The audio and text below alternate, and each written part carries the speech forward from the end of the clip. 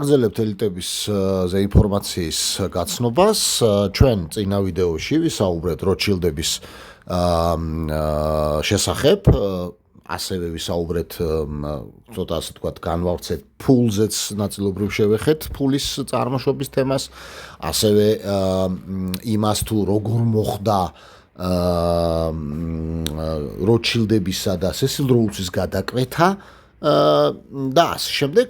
მაგრამ ეს შემაჯამებელი ის იყო, რომ როჩილდებზე გავამახვილებთ ყურადღებას, რადგან ვნახეთ თუ როგორ შეძლო მან ნაპოლეონის დამარცხება, უატერლოუს ბრძოლის შემდეგ, ნაპოლეონის დამარცხების შემდეგ, ბრიტანეთის გამარჯვების შემდეგ, როგორი ჯერ რა როლი ითამაშა როჩილდების ოჯახმა და შემდეგ როგორ შეძლო გაეცურებინა კონკურენტები საფინანსო ველზე, საბრძოლო ველზე და როგორ დაეუფლა იგი 1815 წელს, როგორ დაეუფლა ლონდონის ბანკს სრულად აკონტროლებდა იმპერიის ფულს და მისი ცნობილი გამონათქვამი, რომ არ მაინტერესებს ვინ ზის ტახტზე, მთავარია ვინ აკონტროლებს ფულსო, ის არისო ღმერთიო იმპერიისო და შესაბამისად მე ვაკონტროლებ ფულსო და მე ვარ ღმერთიო.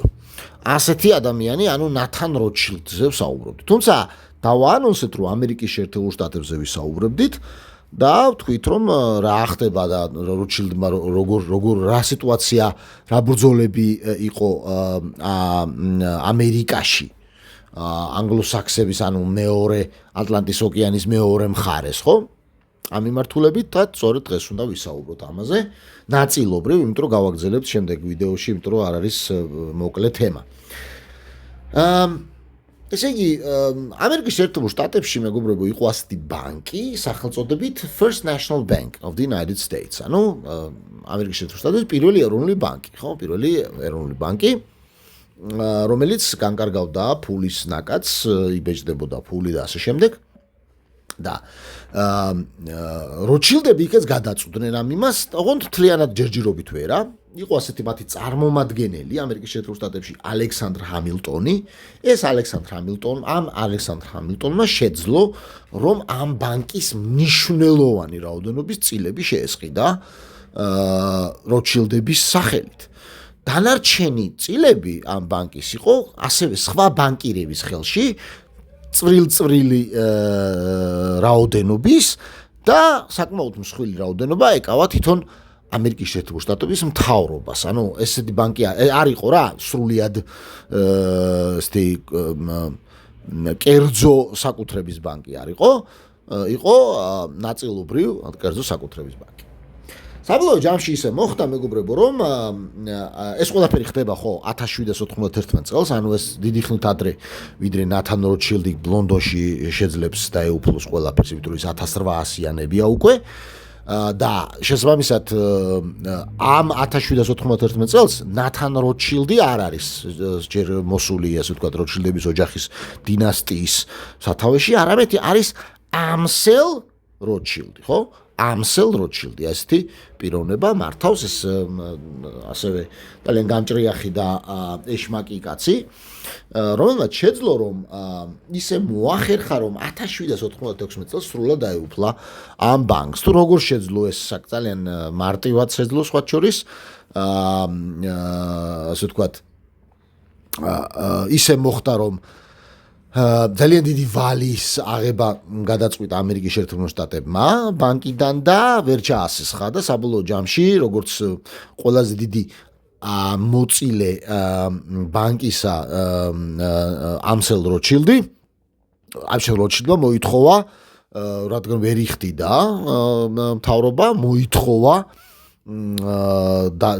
დაეთმო მთავრობას, ამერიკის მთავრობას თავისი წილი ამ ბანკში, იმის სანაცვლოდ რა ვალიც ჰქონდა აღებული და შესაბამისად საბოლოო ჯამში 75%-ს დაეუფლა.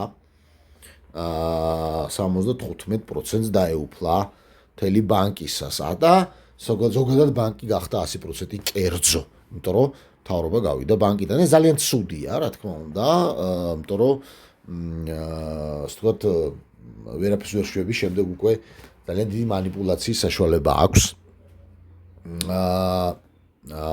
ბანკს და ამ ყველაფერს გვატყობინებს სტეფან მილფორდ გუდსონი თავის ციკლში History of Central Banking and the Enslavement of Mankind ცენტრალური ბანკის ისტორია და კაცობრიობის დამონება ძალიან სიმპტომატური სახელი აქვს ჩემო და ლონდონში გამოიცა ეს წიგნი Black House Publishing გამომცემლობის მიერ ასე გრძელდებოდა, ანუ სადავართ ხო? დაი მთლიანად ჩაიგდო ხელში როჩილდებმა ამერიკაშიც, არა მარტო ინგლისში. ასე გრძელდებოდა, ხო, აი ეს არის მეიერ ამსელ როჩილდი. ასე გრძელდებოდა 1811 წლამდე. 1811 წლამდე, იმიტომ რომ ამ ბანკების, ასე ვთქვათ, გამგეობას, ასე ვთქვათ, როგორ ვთქვა, გამგეობას კი არა და ძალაუფლება და უფლებამოსილებას ქონდა ვადა. ანუ ეს კი არ იყო უვადო იყო, ვადა ქონდა და სპეციალური ქაღალდი უფლებამოსილების გაიცემოდა, რომელსაც ერქვა ჩარტერი.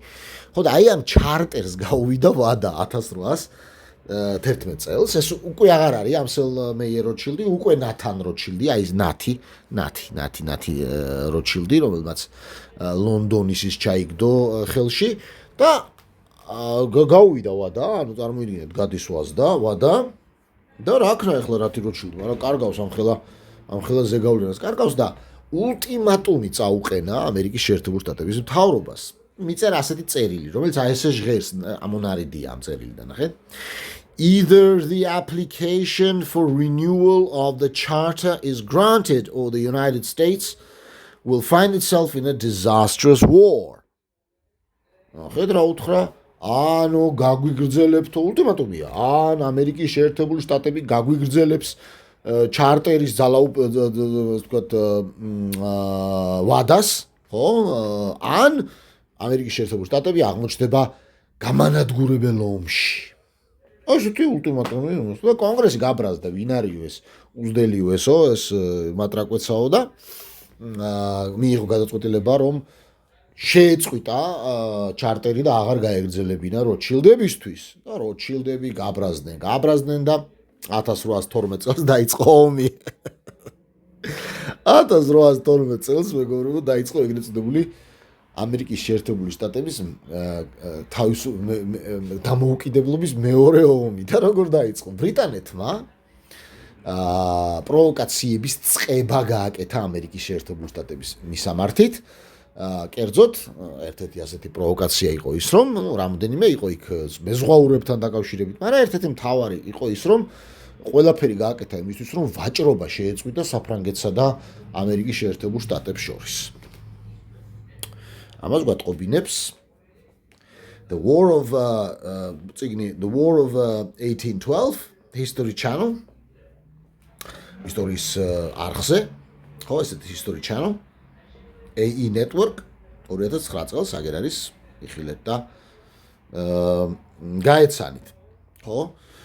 ეხა, როგორ ეცით, ეს ძალიან სულად ემთხვევა, ხო, ეს როჩილდის ეს მუქარა ულტიმატუმი და შემდეგ უცებ ომის დაწყება, ხო, მაგრამ დოკუმენტალურად, როდესაც უყურებ ამ ყველაფერს, ხო, მაგალითად აი ამ დოკუმენტურ ფილმს უყურებ, რომელიც ახლა გაჩვენეთ, რომელიც ლინკიც გაჩვენეთ, იქ არ ჩანს თვითონ როჩილდების მონაწილეობა. ანუ გეგონება დაემთხვაო. აი ესეთი შთაბეჭდილება დაგჭირება, მაგრამ სიმართლე ის არის, რომ რა თქმა უნდა ესეთი დამთხოვები ახლა არ ხდება, ამდენი ხანი მშვიდობა და უცებ ამ მუქარის შემდეგ წყდება ეს საფინანსო ასე ვთქვათ კონტრაქტი, მოდი დავარქვათ ამერიკის შეერთებულ შტატებსა და ბანკს შორის და უცებ იწყება ომი ბრიტანეთს შორის, რომელშიც არის ისევ როჩილდები, ხო?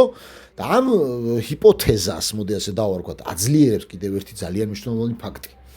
ის ფაქტი, რომ ამერიკის შეერთებული ბრიტანეთის ომის წარმოების ფული მთლიანად მისცა აი ამ ომის 1812 წლის ომის წარმოების ფული მთლიანად მისცა რა თქმა უნდა დააფინანსა როჩილდებმა და ყველაზე საინტერესო ის არის რომ ბრიტანეთი დააფინანსა ისე რომ ერთი კაპიკი არ აუღია მოგება აი ესე პროცენტის გარეშე დააფინანსა ბრიტანეთის მთავრობა ამერიკასთან ომის წინააღმდეგ და რა თქმა უნდა, ეს აძლიერებს იმ ჰიპოთეზას, რომ ეს იყო სწორედ მათი მოწყობილი, მათი პროვოცირებული იყო, ხო, მათი ახლა პროვოცირება, ანგლოსაქსების მოგონილია ზოგადად. ხო, და ამ ასე ვთქვათ, ამერიკის შეერთებულ შტატებს ძალიან დიდი ამ ბრძოლების შემდეგ ძალიან დიდი დაუგროვდა და ვეღარ შეძლო ამ ომის წარმოება ფინანსების პრობლემების გამო და მაინც არაფერი არ მიიღო, არ მისცა ამ ბანკის წილი, მოიგებდა თუ წააგებდა ამერიკა არ აძლევდა, გადაწყვეტილი ქონდა, რაც არ უნდა მომხდარიყო, რომ როჩილდს არ დააბრუნებდა და მაგრამ აი ამ იმის გამო, ამ საფინანსო პრობლემების გამო და კერძოდ 105 მილიონი დოლარის თანხებზეა საუბარი და მაშინ ამერიკის შეერთებული შტატები მარტო 8 მილიონი იყო და ეს ძალიან დიდი თანხაა, მაშინდელი 105 მილიონი 8 მილიონისთვის არის კატასტროფულად დიდი თანხა და სადღაც იცით მიუხედავად იმისა, რომ როჩილდები ვერ დაბრუნდნენ ამ ბანკში და არ ქონდათ ბანკს არ გაუგრძელდა, ხო, ეს ჩარტერი მიუხედავად ამისა, როჩილდებმა მაინც ასე ვთქვათ, შეძლეს ნათან როჩილდმა მაინც შეძლო რაცა შური ეძია ამ გადაწყვეტილებაზე. მაგრამ ბანკი საჭიროა, ამიტომ ამერიკის შეერთებული შტატების